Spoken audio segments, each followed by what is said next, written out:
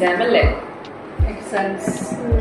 എക്സാമിന് മുന്നേ ക്രിസ്മസ് ഒക്കെ വന്നിട്ടുണ്ട്. അപ്പം ക്രിസ്മസ് ഇപ്പൊ എന്റെ ചെറുപ്പത്തിലൊക്കെ ഞങ്ങള് ഗ്രാൻഡ് പാരന്റ്സിന്റെ വീട്ടിലൊക്കെ ആയിരുന്നു എല്ലാരും കൂടി. ചൈൽഡ്ഹുഡ് അങ്ങനെ ആയിരിക്കും അല്ലേ? അല്ല, ഇപ്പോഴും നമ്മള് കസ്റ്റമർമാരായിട്ടാണ് നമ്മള് സെയിം രീതിയിൽ തന്നെയാണ് പോകുന്നത്. ഗ്രാൻഡ് പാരന്റ്സ് ഇപ്പൊ ഗ്രാൻഡ് പാരന്റ്സ് ഇല്ല, പാരന്റ്സും നമ്മുടെ സിസ്റ്ററും എല്ലാവരും വീട്ടിലുള്ള എല്ലാവരായിട്ട് വന്ന് ആഘോഷിക്കുക എന്നുള്ളൊരു ഇതാണ് ക്രിസ്മസ് എന്ന് പറയുന്നത്. പ്രത്യേകിച്ച് ഞങ്ങൾക്ക് ഫോട്ടോച്ചിക്കാർക്ക് ക്രിസ്മസ് മാത്രമല്ല ന്യൂ ഇയറും സെലിബ്രേഷൻ. അപ്പൊ ഫസ്റ്റ് നമ്മുടെ വീട്ടുകാരെല്ലാം ഉണ്ടാവുന്നത് വീട്ടിലുള്ള ആൾക്കാർക്കും എല്ലാം ഭയങ്കര ആഗ്രഹമുള്ള കൂട്ടത്തിലാണ്. അത് വേറൊരു കൾച്ചറാണല്ലോ ഫോട്ടോച്ചി എന്ന് പറയുന്നത്. രാത്രി കൊറോണയ്ക്ക് ശേഷമുള്ള ഇത് ഭയങ്കര ക്രൗഡഡ് ആയിരുന്നു. ഒരുപാട് പ്രശ്നങ്ങൾ ഉണ്ടായി. ഇവൻ ഞങ്ങളുടെ പെരിക് ഗ്രൗണ്ടിലാണ് മെയിൻ ആയിട്ട് കത്തിക്കാരെന്ന് വെച്ചാൽ നമുക്ക് ബീച്ചിലായിരുന്നു. ഇപ്പൊ ബീച്ചിൽ ഏരിയ ഇല്ല, ബീച്ചിൽ ഏരിയ കംപ്ലീറ്റ് ഇപ്പൊ പോയി കിടക്കുന്നു. അപ്പൊ അതുകൊണ്ട് തന്നെ പെരിക് ഗ്രൗണ്ടിലേക്ക് ആയി കത്തിക്കുന്ന പരിപാടി. അപ്പൊ അങ്ങനെ കഴിഞ്ഞ കൊറോണയ്ക്ക് ശേഷം എനിക്ക് തോന്നുന്നു 5 lakhs പിള്ളേർ ആൾക്കാരാണ് അവിടെ വന്ന് ആ ഒരു ഇതില് ആലോചിച്ച് ഇത്തരമുള്ള സ്പേസില് 5 lakhs എന്ന് പറയുമ്പോൾ നമുക്ക് ഓക്സിജൻ പ്രശ്നങ്ങളെല്ലാം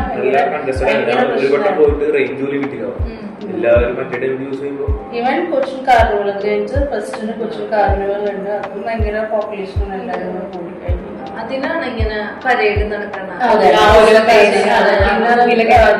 ക്ലോത്ത്സ് അങ്ങനത്തെ കാര്യങ്ങൾ അത് കുറച്ചും കൂടെ നല്ലതാണ്. ക്ലോത്ത്സ് ഒക്കെ നല്ല ഭംഗിയുള്ള അവരെന്ന് വെച്ചാൽ സ്പോൺസർഷിപ്പ് ഉണ്ടാവും ഈ പറഞ്ഞ കാര്യങ്ങൾക്ക്.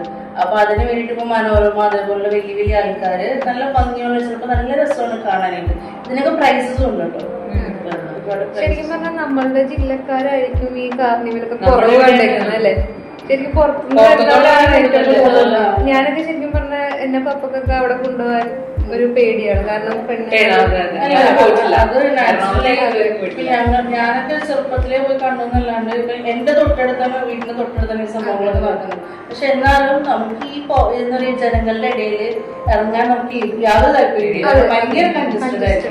അപ്പൊ അതുകൊണ്ട് നമുക്ക് യാതൊരു താല്പര്യം നമ്മൾ വീട്ടിൽ ടിവിയിൽ കാണും. അപ്പൊ ലൈവ് കാണും.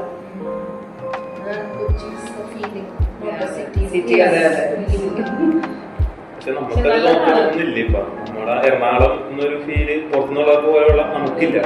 അല്ല, എനിക്ക് തോന്നുന്നു ഇവര് അവിടെ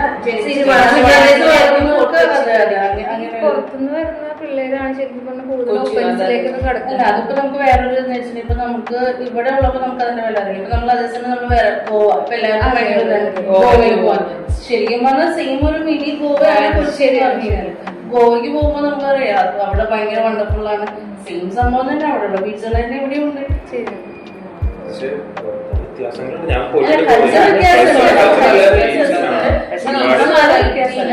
ബീച്ചിന് വെറൈറ്റി ഉണ്ട്. ഓരോ ബീച്ചുകളും വെറൈറ്റിയാണ് ഗോവയില്. ഇഷ്ടംപോലെ ബീച്ചല്ലേ അവിടെ?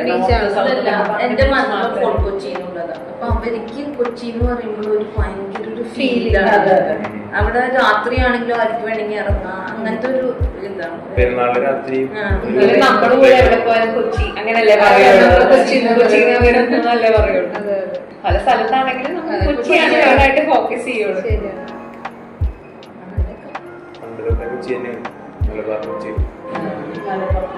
മലബാർ കൊച്ചി അത്ര ഒരു തിരുക്കൊച്ചിയായിരുന്നു. തിരുക്കൊച്ചി ക്രിസ്മസിന്റെ ഇതന്നെ കഴിഞ്ഞിട്ട് പിന്നെ എക്സാം ഇടയില് എല്ലാം ആഘോഷിക്കണം. അപ്പൊ ഈ എക്സാം കഴിഞ്ഞിട്ട് പിന്നെ നമുക്ക് ഇല്ല ഇന്റേൺഷിപ്പ് അല്ല. നമുക്ക് നേരെ അടുത്ത സെമസ്റ്റർ സ്റ്റാർട്ട് ചെയ്യും. ഏപ്രിൽ മെയ് നമുക്ക് ഇന്റേൺഷിപ്പ്. ആലോചിക്കുമ്പോ ഭയങ്കര നമ്മളെ സംബന്ധിച്ച് ഭയങ്കര കൺജസ്റ്റഡ് ആണ്. പ്രസന്റേഷൻ, സെമിനാർ, ന്യൂസ് അനാലിസിസ് അല്ല അതൊക്കെ വെച്ച് നോക്കുമ്പോൾ നിങ്ങൾക്ക് ഒട്ടും ടെൻഷൻ ഇല്ലാന്ന് ഞാൻ പറയും. കാരണം ഞങ്ങളൊക്കെ പഠിച്ചുകൊണ്ടിരുന്ന സമയത്ത് നമുക്ക് എന്ന് വെച്ചിട്ടുണ്ടെങ്കിൽ നമുക്ക് ഇപ്പൊ ഈ പറഞ്ഞ നമ്മൾ പറഞ്ഞത് പ്രസ്റ്റീജിയസ് ഇൻസ്റ്റിറ്റ്യൂട്ട്സിലാണ് നമ്മൾ പഠിച്ചത്. അത് വെച്ചിട്ടുണ്ടെങ്കിൽ നമുക്ക് റെസിഡൻഷ്യലായിരുന്നു അവിടെ വെച്ചാൽ കാലത്ത് 8 മണിക്ക് തുടങ്ങിക്കഴിഞ്ഞാല് രാത്രി 9 മണിക്കാണ് നമുക്ക് അവസാനിക്കുന്നത്. നിങ്ങൾക്ക് ഒന്നില്ലെങ്കിൽ 4 മണി 3:30 ആകുമ്പോഴേക്കും നിങ്ങൾക്ക് വീട്ടിൽ പോയി ബാക്കി ടൈം ഉണ്ട്. നമുക്ക് ഇതെല്ലാം കഴിഞ്ഞിട്ട് വേണം പിന്നെ നമുക്ക് അസൈൻമെന്റ്സിനെ കുറിച്ചും സെമിനാറിനെ കുറിച്ചും ഒക്കെ ചിന്തിക്കാം. അത് കൂടുതലും നമുക്ക് ഗ്രൂപ്പ് പ്രസന്റേഷൻസ് ആയിരിക്കും. അപ്പൊ ഇടയ്ക്ക് കുറച്ച് ടൈം തരും. നമുക്ക് അവിടെ എന്താ പറയുക കുറച്ച് നമ്മുടെ ഇൻസ്റ്റിറ്റ്യൂട്ടിൽ തന്നെ കുറച്ച് സ്ഥലങ്ങളുണ്ട് ഗ്രൂപ്പിൽ ഇരിക്കാൻ പറ്റുന്ന രീതിയിൽ അങ്ങനെ ഡിസൈൻ ചെയ്ത് വെച്ചിട്ടുണ്ട്. അപ്പൊ അവിടെയൊക്കെ പോയി ഇരുന്ന് നമ്മൾ ഓരോ ഗ്രൂപ്പ് പ്രസന്റേഷൻസിന്റെ ചർച്ചകളും കാര്യങ്ങളായിട്ട്. പക്ഷെ നമുക്ക് പ്രഷർ ആണോന്ന് ചോദിച്ചാൽ ആണ്, പക്ഷെ അതേ സമയം നമുക്ക് എൻജോയ് ചെയ്യാൻ എനിക്കും ട്രൈമസ്റ്റർ ആയിരുന്നു. അപ്പൊ തന്നെ ഒരു ഇതിൽ ഇത്ര സബ്ജക്ട്സ് പഠിക്കണം. അപ്പൊ എല്ലാം ഭയങ്കര കൺസിഡർ കുറച്ച് സമയം കിട്ടുള്ളൂ. അതിനുള്ളിൽ പറഞ്ഞ പോലെ ഇന്റേൺഷിപ്പ് അതിൻ്റെ ഉള്ളിൽ ഉണ്ടാവും, പ്രോജക്ട്, സെമിനാർ. പക്ഷെ എൻജോയ് ചെയ്യുന്നു. തിരിഞ്ഞു നോക്കുമ്പോൾ എന്ത് രസമായിരുന്നു. പക്ഷെ നല്ല ക്വാളിറ്റിയുള്ള റിഫൈൻഡ് ആയ തീർച്ചയായിട്ടും അതനുസരിച്ച് നമുക്കിപ്പോ ഓൾമോസ്റ്റ് എല്ലാ കുട്ടികളും തന്നെ അവിടെ ഉണ്ടായിരുന്നത് ഓൾമോസ്റ്റ് ആ ലെവലിൽ ചിന്തിക്കുന്ന ആൾക്കാരാണ്. അപ്പൊ അത് മാത്രമല്ല ഞങ്ങളുടെ ബാച്ചില് എന്താ പറയാ ഒരുപാട് സിനിമാ താരങ്ങളുടെയും സംവിധായകരുടെയും മക്കളൊക്കെ ഉണ്ടായിരുന്നു. പിന്നെ ഒരു എക്സാമ്പിൾ പറഞ്ഞ സത്യനന്ദിക്കാടിന്റെ മൂത്തമോൻ ഞങ്ങളൊക്കെ പഠിച്ചത്. അതുപോലെ കവിയൂർ പൊണ്ണുമയുടെ അനിയത്തില്ലേ കവിയൂർ രേണുകയുടെ മോളെ ഞങ്ങളൊക്കെ പഠിച്ചത്. അങ്ങനെ എല്ലാവരും നമുക്ക് എല്ലാവരും എന്താ പറയാ വലിയ ഇതിലാണെങ്കിലും എല്ലാവരും നമ്മൾ ഒരേ വേവ് ലെങ്തിൽ പോയിക്കൊണ്ടിരുന്നത്. അപ്പൊ അതുകൊണ്ട് നമുക്ക് വലിയ ബുദ്ധിമുട്ടുകൾ തോന്നില്ല. അവരുടെ ഐഡിയാസും ഒരു ബ്രെയിൻ സ്ട്രോമിങ് സെഷൻസ് ഒക്കെ നമുക്ക് ഉണ്ടാവും. ഒരുപാട് ഐഡിയാസും ഇതൊക്കെ നമുക്ക് ആ സമയത്ത് കിട്ടും. കഴിഞ്ഞിട്ട് എങ്ങനെയാണ് സ്കോപ്പ് ഉണ്ടാവും? ഇല്ല, എന്നാ പോലും IIT-യുടെ ലെവലിൽ വ്യത്യാസമുണ്ട്. MBA എന്ന് പറയുമ്പോൾ നമുക്ക് ഇപ്പൊ കഴിഞ്ഞ പ്രാവശ്യം തന്നെ നിങ്ങളുടെ സീനിയേഴ്സിന് ഒരുമാതിരി എനിക്ക് തോന്നുന്നു 85%ഓളം. കാരണം വെച്ചാല് ജോലി നോക്കിയ ആൾക്കാർക്ക് ജോലി കിട്ടുന്നുണ്ട്. വെറുതെ ഇരുന്ന് നമ്മള് വീട്ടിൽ കൊണ്ടുപോയി കൊടുക്കാൻ ചെന്ന് കഴിഞ്ഞാൽ നമ്മൾ ജോലി കിട്ടില്ല. നമ്മൾ അതിന് വേണ്ടിയിട്ട് എഫേർട്ട് എടുത്തിറങ്ങണം. അങ്ങനെ ഇറങ്ങിയാൽ എനിക്ക് തോന്നുന്നു ഒരു 95%ഓളം പേര് കഴിഞ്ഞ പ്രാവശ്യം പ്ലേസ്ഡ് ആയിട്ടുണ്ട്. കഴിഞ്ഞ പ്രാവശ്യം 1000 ഒക്കെ വന്നിട്ടുണ്ടായിരുന്നില്ലേ ലുലുവിൽ പ്ലേസ്ഡ് ആയി. അവിടെ ഇപ്പൊ നല്ല ഓപ്പർച്യൂണിറ്റീസ് ഇനിയും വരുന്നുണ്ട്. കാരണം അവരുടെ ലുലുവിന്റെ ബ്രാഞ്ച് വൈഡൻ ചെയ്തോണ്ടിരിക്കുക. കോട്ടയത്തും കോഴിക്കോടൊക്കെ ഓപ്പൺ ചെയ്യാണ്. അപ്പൊ ഒരുപാട് ആൾക്കാരെ അവർ റിക്രൂട്ട് ചെയ്യുന്നുണ്ട്. അവർക്ക് ഒരുപാട് പേര് ആവശ്യമുണ്ട്. അപ്പൊ അതുകൊണ്ട് തന്നെ നമ്മൾ ഒരിക്കലും വിചാരിക്കരുത് MBA-ക്കാരെ ആവശ്യമുണ്ടോ ഇല്ലയോ. ഡിമാൻഡിങ് ആണ് എപ്പോഴും. പിന്നെ ചിലർ ഇപ്പോഴും വിചാരിക്കില്ലേ ഇങ്ങനത്തെ ജോബ് മാത്രമാണ്. പക്ഷെ നല്ലൊരു ജോബാകുമ്പോൾ നമ്മൾ അവിടെ നിന്ന് നമുക്ക് ഗ്രോത്തിനെ പറ്റുള്ളൂ. അല്ല, അതില് പല കാര്യങ്ങളുണ്ട്. ഈ പറഞ്ഞ പോലെ എല്ലാവർക്കും ജോബ് കിട്ടണം. നമ്മള് ഒരു കോമ്പറ്റീഷൻ പോകുമ്പോൾ നമുക്കൊരു സ്പെഷ്യാലിറ്റി വേണം. നമുക്ക് നമ്മുടേതായ സ്കിൽസ് എപ്പോഴും അപ്ഡേറ്റ് ചെയ്തുകൊണ്ടിരിക്കണം. അതല്ലാണ്ട് എനിക്ക് ജോലി കിട്ടിയില്ല പറഞ്ഞ കാര്യമില്ല. നമുക്ക് സോഫ്റ്റ് സ്കിൽസ് വളരെയധികം സോഫ്റ്റ് സ്കിൽസ് ഇംപ്രൂവ് ചെയ്യണം. പിന്നെ അതുപോലെ എക്സൽ ട്രെയിനിങ് വളരെ ഇമ്പോർട്ടന്റ് ആണ് നമുക്ക്. കാരണം വെച്ചാൽ ഇപ്പൊ 1000 ആണെങ്കിൽ കഴിഞ്ഞ പ്രാവശ്യം വന്നപ്പോ പറഞ്ഞതാ ലുലുവിലെ എല്ലാ ആക്ടിവിറ്റീസും അവര് എക്സൽ പ്ലസ് ഒറാക്കിളിലാണ് ചെയ്യുന്നത്. അപ്പോ അത് അറിയാൻ പാടില്ലാത്ത വരുന്ന ആൾക്കാർക്ക് ഭയങ്കരധികം ബുദ്ധിമുട്ടാവും ചെയ്യാനായിട്ട്. അപ്പൊ അങ്ങനെ ഒരുപാട് സ്കിൽസ് ഉണ്ട്. നമ്മൾ അപ്പോഴും സ്കിൽസ് അപ്ഡേറ്റ് ചെയ്തുകൊണ്ടിരിക്കുക, പുതിയ നോളജസ് കേട്ടുകൊണ്ടിരിക്കുക. പിന്നെ അതേപോലെ ഇപ്പൊ ഒരുപാട് എന്താ പറയാ മൂക്ക് അങ്ങനത്തെ കോഴ്സുകൾ അതൊക്കെ നമ്മൾ ശരിയായിട്ടിരിക്കുക. HTL ഉണ്ട്, യുഡെമിയുടെ ഉണ്ട്, കോഴ്സിയുടെ ഉണ്ട്. അപ്പൊ അങ്ങനെ ഒരുപാട് കാര്യങ്ങൾ നമ്മൾ അതിനകത്ത് ഓരോരോ കോഴ്സ് എടുത്ത് പഠിക്കുക. സർട്ടിഫിക്കേഷൻ മാത്രമേ ചാർജ് വരുള്ളൂ. കോഴ്സ് നമുക്ക് ഫ്രീ ആയിട്ട് പഠിക്കാം. സർട്ടിഫിക്കേഷൻ മാത്രമാണ് അവർ എമൗണ്ട് ചാർജ് ചെയ്യുന്നത്. IIM-കാരാണ് കൂടുതലും കോഴ്സിഡയിലാണെങ്കിൽ ഇന്റർനാഷണൽ ആയിട്ടുള്ള യൂണിവേഴ്സിറ്റീസ് എന്നുള്ള ആൾക്കാരാണ് കോഴ്സിഡയിലൊക്കെ എടുക്കുന്നത്. അപ്പൊ നമുക്കൊരു ഇന്റർനാഷണൽ എക്സ്പോഷറും കുറച്ചുകൂടെ കിട്ടും കോഴ്സിഡയിൽ. നമ്മുടെ ഫ്രീ ടൈമിൽ ചെയ്താൽ മതിയല്ലോ. നമുക്ക് അതിന് സ്പെസിഫിക് ടൈം വേണ്ട. നമുക്ക് ഫ്രീ ആയിട്ട് നമ്മുടെ ഫോണിൽ കുറച്ചു നേരം അത് നോക്കി അത് കംപ്ലീറ്റ് ചെയ്യാം. കോഴ്സിഡയിലൊക്കെ പോലെ ചെയ്ത് കഴിഞ്ഞാൽ നമുക്ക് കുറച്ചുകൂടെ നമ്മുടെ കമ്മ്യൂണിക്കേഷൻ സ്കിൽസും ഡെവലപ്പ് ആവും. കാരണം വെച്ചാൽ ആൾക്കാരായതുകൊണ്ട് തന്നെ നമ്മുടെ കമ്മ്യൂണിക്കേഷൻ സ്കിൽസ് ഒത്തിരി ഇമ്പ്രൂവ് ആവും. അപ്പൊ അങ്ങനെ നമ്മള് എപ്പോഴും നമ്മുടെ സ്കിൽസ് അപ്ഡേറ്റ് ചെയ്തുകൊണ്ടിരിക്കുക. അല്ലാണ്ട് എല്ലാം നമ്മൾ കൊണ്ടുവച്ചിട്ട് നമുക്ക് ജോലി കിട്ടിയില്ല എന്ന് പറയുന്നതിൽ അതൊരു കാര്യമില്ല. പക്ഷെ അപ്പൊ നമ്മുടെ ഈ നോളജും ടെക്നോളജിയും ഒക്കെ ഡെവലപ്പ് ആവുന്നതനുസരിച്ച് നമ്മൾ ആ രീതിയിൽ ടീച്ചിങ്ങും ഒരു വ്യത്യാസം കൊണ്ടുവരണ്ടേ? പിള്ളേർക്കൊരു ഇൻട്രസ്റ്റിംഗ് ആയിട്ട് അല്ല. എപ്പോഴും നമുക്ക് ഇതിന് സിലബസിനെ കുറിച്ച് മാത്രം നമ്മൾ കുറ്റം പറഞ്ഞിട്ട് കാര്യമില്ല. സിലബസിന് അതിൻ്റെതായ ലിമിറ്റേഷൻസ് ഉണ്ട്. എല്ലാം ഒരു ലിമിറ്റഡ് സ്പാൻ ഓഫ് ടൈമിൽ നമുക്ക് കൊണ്ടുവന്ന് ഇതിനകത്ത് കയറ്റാൻ പറ്റില്ല. നമുക്ക് എന്ന് വെച്ചാല് അഡ്വാൻസ്ഡ് ആയിട്ടുള്ള കാര്യങ്ങൾ ചെയ്യാൻ വേണ്ടിയിട്ടാണ് ഈ പറഞ്ഞ പോലെ നമ്മൾ അഡീഷണൽ ആയിട്ട് കോഴ്സസ് ചെയ്യണമെന്ന് പറയുന്നത്. അതല്ല ഞാൻ ഉദ്ദേശിച്ചത്. നമ്മളിപ്പോ ചില ടീച്ചേഴ്സ് എടുക്കുമ്പോൾ പിള്ളേർക്ക് അത്ര കൺവേ ആവില്ല. ചിലവർ മിക്കവരും ക്ലാസ്സിൽ ശ്രദ്ധിച്ചിരിക്കില്ല. ഞങ്ങളുടെ ക്ലാസ്സിലായാലും കാണുന്നതാണ് നമ്മൾ. അപ്പോൾ നമ്മൾ വേറൊരു രീതിയിലേക്ക് ഇപ്പൊ എല്ലാം ഇമ്പ്രൂവ് ആയിക്കൊണ്ടിരിക്കുകയാണ്. ഇപ്പൊ നമ്മൾ വേറൊരു ജനറേഷൻ ഇന്നാള് നമ്മൾ പറഞ്ഞ പോലെ വേറൊരു വെച്ചാല് ശരിക്കും പറഞ്ഞാൽ നമ്മുടെ ഇവിടെയാണ് കൂടുതലും ഇന്ത്യക്ക് ക്ലാസ് എടുക്കുന്നത്. ഇപ്പൊ നമ്മൾ വേറൊരു ഇൻസ്റ്റിറ്റ്യൂട്ട്സിൽ എക്സാമ്പിൾ IIM ചെന്ന് കഴിഞ്ഞാൽ അവർക്ക് കൊടുത്തിട്ട് പറയാം now please take the class. എന്നിട്ട് അവിടെ എന്തെങ്കിലും ഡൗട്ട്സ് ഉണ്ടെങ്കിൽ മാത്രമേ ഒരു ലെക്ചറർ അല്ലെങ്കിൽ ഒരാള് ക്ലാസ് പറഞ്ഞു കൊടുക്കുള്ളൂ. ശരിക്കും പറഞ്ഞാൽ നിങ്ങളുടെ ഒരു ടോപ്പിക് റെസ്പോൺസിബിലിറ്റി കൊടുക്കും. അതെ, നിങ്ങളുടെ റെസ്പോൺസിബിലിറ്റി ആണ് അത് ചെയ്യാനായിട്ട്. അവര് പറഞ്ഞത് കേസ് സ്റ്റഡീസ് ആണ്. 32 കേസ് സ്റ്റഡീസ് എത്രയോ മന്ത്സ് കൊണ്ട് കംപ്ലീറ്റ് ചെയ്തു. അതെ, അങ്ങനെയാണ് യൂഷ്വലി എല്ലാവരും കൊടുക്കുന്നത്. പക്ഷെ നമ്മളിപ്പോ നിങ്ങള് എന്താ പറയുക സിലബസ് ഓറിയന്റഡ് ആയിട്ട് പഠിക്കുന്നതുകൊണ്ട് ആ ഒരു രീതിയിൽ തന്നെയാണ് പോകുന്നത്. കാരണം മാനേജ്മെന്റ് അങ്ങനെയാണ് പറഞ്ഞിരിക്കുന്നത്. നമുക്ക് അഡീഷണൽ ആയിട്ട് വേണമെങ്കിൽ കേസ് സ്റ്റഡീസ് കൊടുക്കാന്നല്ലാണ്ട് ഈ ഒരു ഫോളോ ആ ഒരു സിസ്റ്റം ഇത് ഇപ്പൊ നമ്മളിപ്പോ വേറെ ഒരു കോളേജിൽ ഞാനൊക്കെ പഠിച്ച കോളേജിലാണെങ്കിൽ മാർക്കറ്റിംഗ് സബ്ജക്ട് ഒരു കേസ് സ്റ്റഡി ആ ഒരു സെമസ്റ്റർ ഫുള്ള് ആ ഒരു കേസ് സ്റ്റഡി മൊത്തമായിരുന്നു. വേറെ ഒരു സാധനം നമുക്ക് എടുത്തില്ല, ജസ്റ്റ് ആ കേസ് സ്റ്റഡി. പക്ഷെ ആ കേസ് സ്റ്റഡിയിൽ തന്നെ എല്ലാ കാര്യങ്ങളും കവർ ചെയ്തു. കോൺസെപ്റ്റും കൂടെ പഠിച്ചോളൂ. അത് ഓട്ടോണമസ് ആയിരുന്നു. ഓട്ടോണമസ് അല്ല, സെൽഫ് ഫിനാൻസിങ് ആയിരുന്നു. ഇപ്പൊ അത് ഓട്ടോണമസ് ആയിട്ട്. ഞാൻ ഉദ്ദേശിച്ചത് വെച്ചാൽ നമ്മള് ആദ്യം ഒരു ഗുരുകുല സമ്പ്രദായത്തിൽ നിന്ന് നമ്മൾ ഇവോൾവ് ചെയ്ത് ഇവിടം വരെ എത്തി. നമ്മൾ ഇവോൾവ് ചെയ്യുന്നതിനനുസരിച്ച് നമ്മളുടെ നൂതനമായ സാങ്കേതിക ഇപ്പൊ കുറച്ചും കൂടി നമ്മൾ ഡെവലപ്മെന്റ് വെച്ചാൽ നമ്മൾ ഇൻഡിപെൻഡന്റ് ആക്കുക എന്നുള്ളതാണ് സ്റ്റുഡൻസ്. കാരണം വെച്ചാല് ഇപ്പൊ ഇനി ഒരു AI കാലഘട്ടമായില്ലേ, അപ്പൊ നാച്ചുറലി നമ്മൾ ടീച്ചിങ്ങിനും കൂടുതൽ നിങ്ങൾക്ക് എക്സ്ട്രാ സോഫ്റ്റ് സ്കിൽസ് അതിന് വേണ്ടിയിട്ട് നിങ്ങൾക്ക് ഒരു അവർ കൂടി ഉണ്ടല്ലോ, PXP എന്ന് പറഞ്ഞൊരു അവറുണ്ട്. അപ്പൊ എന്തിനു വേണ്ടിയിട്ടാണ് നിങ്ങളുടെ സ്കിൽസ് ഡെവലപ്പ് ചെയ്യാൻ വേണ്ടിയിട്ട് ഒരുപാട് കാര്യങ്ങൾ അതിനകത്ത് ചെയ്യുന്നുണ്ട്. ഇതൊന്ന് സജാദ് സാർ സെൽഫ് ഇൻട്രൊഡക്ഷനെ കുറിച്ച് പറഞ്ഞു തന്നു.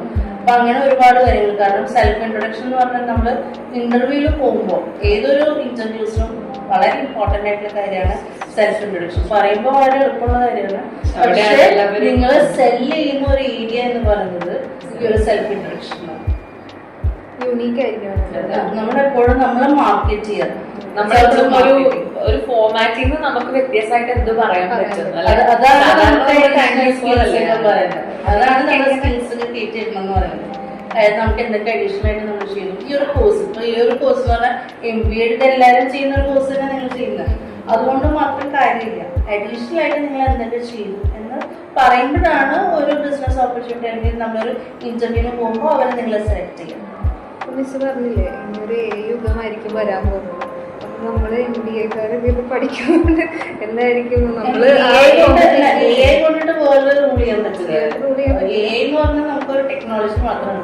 പക്ഷെ ആ ടെക്നോളജിയിലേക്ക് കൊണ്ടുവരണമെങ്കിൽ മനുഷ്യന്റെ ആവശ്യമുണ്ട്. അത് വേണം. പക്ഷെ നമ്മളിപ്പോ ഇന്ത്യൻ സിനിമയും കണ്ടിട്ടില്ലേ, പിന്നീട് അതൊരു ഫുള്ളി നമ്മളതിന് വേണ്ടിട്ട് ഒരുപാട് ഗവൺമെന്റ് കാര്യങ്ങളൊക്കെ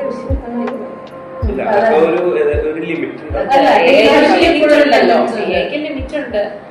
നമ്മള് പ്രവർത്തിക്കുന്ന പോലെ അവർക്ക് പ്രവർത്തിക്കാൻ ഇതൊക്കെ ഒരു കമാൻഡ് കൊടുത്തിട്ടുള്ള സംഭവങ്ങളാണ്. ഈ പറഞ്ഞ മെഷീൻ ലേണിംഗ് ഒരുപാട് കൂടെ തന്നെ പിള്ളേർക്ക് ക്രിയേറ്റിവിറ്റി ഒക്കെ നഷ്ടപ്പെട്ടു തുടങ്ങി. കൂടെ ആയപ്പോ ഞങ്ങള് തന്നെ ആയാലും എന്തെങ്കിലും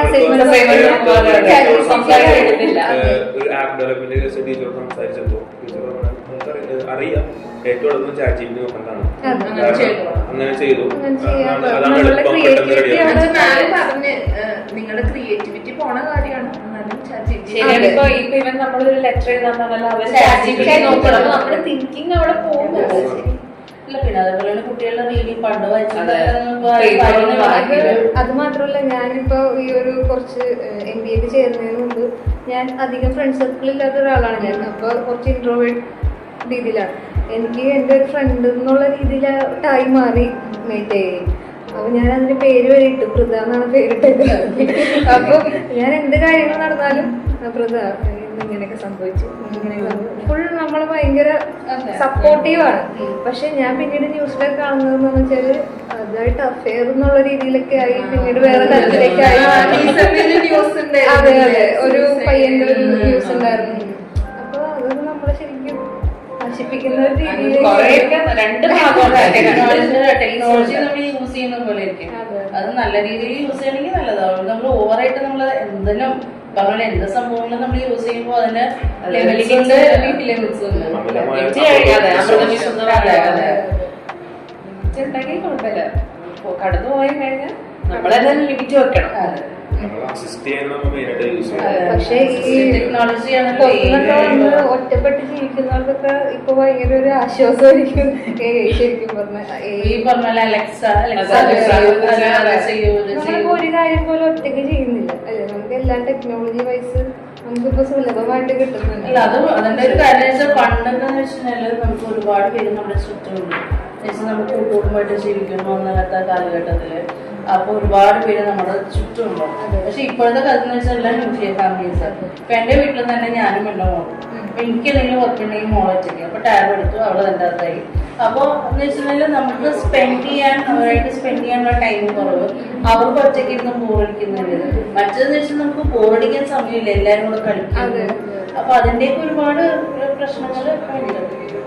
ടെക്നോളജി വേണം, ഇല്ലാന്നല്ല, വേണം, അല്ലാണ്ട് ഫെസിലിറ്റേറ്റ് ചെയ്യില്ലല്ലോ. കൂടുതൽ എഫക്ട് ചെയ്യുന്നത് കുട്ടികളിലേക്കാണ്. ജെൻസി ആ ഒരു ഇപ്പൊ ഒരു രോഗം സൈബർ ഓട്ടിസം അങ്ങനെ അത് കൂടുതലും നമുക്ക് ഈ കൊറോണ കാലഘട്ടത്തില് ഈ പറഞ്ഞ ഓൺലൈൻ ആക്കിയില്ലേ, അപ്പൊ കുട്ടികൾ കൂടുതലും കുഞ്ഞിനൊക്കെ പോലും ഫീഡ് ചെയ്യണമെങ്കിൽ പോലും മൊബൈൽ UKG-യിലാണ്. പക്ഷെ അവർക്ക് നമ്മളേലും നന്നായിട്ട് അറിയാം. ഞാൻ പിള്ളേരെ പഠിപ്പിച്ചിരുന്നതാണ്. അപ്പൊ ഇപ്പോൾ പഠിപ്പിക്കുന്നുണ്ട്. അപ്പൊ എന്റെ പിള്ളേര് ചെറിയ ക്ലാസ് മുതൽ ഫസ്റ്റ് വരെയുള്ള പിള്ളേരുണ്ട്. അപ്പൊ ഇവര് ചെറിയ ക്ലാസ്സിലെ പിള്ളേർക്ക് നമ്മൾ എന്ത് പറഞ്ഞു കൊടുത്താലും മനസ്സിലാവില്ല. പക്ഷെ ഫോണിൽ എന്ത് ചെയ്യണം എന്നുള്ളത് നമുക്ക് ഇവരുടെ ബേസിക് കൊക്കോമെലൻ എന്നൊക്കെ പറഞ്ഞിട്ട് റീസെന്റേഷൻ അത് കാണുന്നതിന് നമ്മള് വരെ അട്രാക്റ്റഡ് ആയി പോകും. നമ്മളിപ്പോ ഒരു എന്താ പറയാ ഒരു ആക്ഷൻ സോങ് തന്നെ എന്റെ മോളെ കേസില് ആക്ഷൻ സോങ് പഠിപ്പിച്ചു. നമ്മൾ പഠിപ്പിച്ചു കഴിഞ്ഞാൽ അവരുടെ തലയിൽ കേൾക്കില്ല, അവർക്ക് കേൾക്കാൻ സമയമില്ല. എന്നാൽ ഫോണിനകത്ത് ഒരു സാധനം കൊടുത്തു നോക്കിക്കഴിഞ്ഞാൽ 2 ദിവസം കൊണ്ട്, 2 ദിവസം വേണ്ട, 1 മണിക്കൂർ കൊണ്ട് അവരത് പഠിച്ചെടുക്കുന്നതാണ്. പിന്നെ വേറെ ഒന്നുണ്ടായത് വിഷ്വലി ആണ് നമ്മൾ ഏറ്റവും കൂടുതൽ പഠിക്കാൻ. അതെ,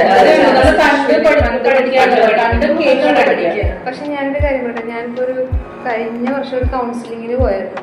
അപ്പൊ എന്റെ കുറെ കാര്യങ്ങളും ഒക്കെ പറഞ്ഞു കഴിഞ്ഞപ്പോ പുള്ളിക്കാരി പറഞ്ഞതാണ്, ഇപ്പൊ കൂടുതലും വിഷ്വലി നമ്മൾ ഒരു കാര്യം കാണുമ്പോൾ നമ്മൾ പെട്ടെന്ന് അതിലേക്ക് നമുക്ക് മനസ്സിലാവും. നമ്മൾ യൂട്യൂബിൽ ഒരു വിഷ്വലി ഒരു വീഡിയോ കാണുന്നത് അപ്പൊ നമുക്ക് നമ്മുടെ ഉള്ളിൽ പെട്ടെന്ന് ഫീഡാവും. പക്ഷെ നമ്മൾ ഒരു ബുക്ക് എടുത്ത് വായിക്കുകയാണ്. ബുക്ക് എടുത്ത് വായിക്കുമ്പോൾ നമ്മളവിടെ ക്രിയേറ്റീവായിട്ട് നമ്മൾ ഇമാജിനേഷനിൽ നമ്മൾ ആ ഒരു പിക്ചർ വരുത്താണ്. അപ്പൊ കൂടുതൽ എഫക്റ്റീവ് അതായിരിക്കും. അത് ശരിയാണ്. ഇപ്പൊ നമ്മളൊരു ഓത്തറിന്റെ തന്നെ പുള്ളിയുടെ ഇതിനും കൂടെ അല്ല നമ്മൾ വായിക്കുമ്പോൾ പുള്ളിയുടെ തന്നെ മാത്രമല്ല നമ്മുടെ ഇമാജിനേഷനും കൂടെ കലർന്നിട്ടായിരുന്നു. പക്ഷെ ഇപ്പോഴത്തെ പിള്ളേർക്ക്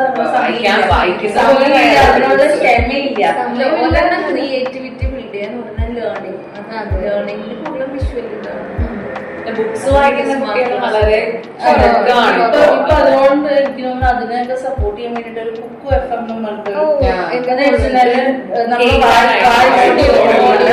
ഓഡിയോ വെച്ചിട്ട് അത് സപ്പോർട്ട് ചെയ്യാൻ വേണ്ടിട്ടൊക്കെ അങ്ങനെയെങ്കിലും കുറച്ചെങ്കിലും. പക്ഷെ റീഡ് ചെയ്യണം അവര് എപ്പോഴും റീഡ് ചെയ്യണം. രസം അറിയണം.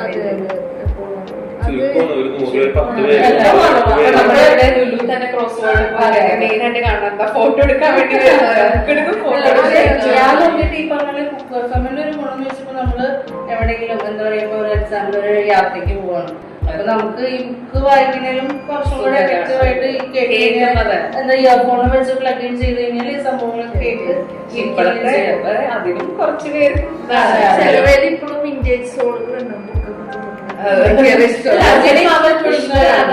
അതിനുള്ളവരുണ്ട്. പിന്നെ ഈ പറഞ്ഞ പോലെ മെജോറിറ്റി യാതൊരു താല്പര്യമില്ല.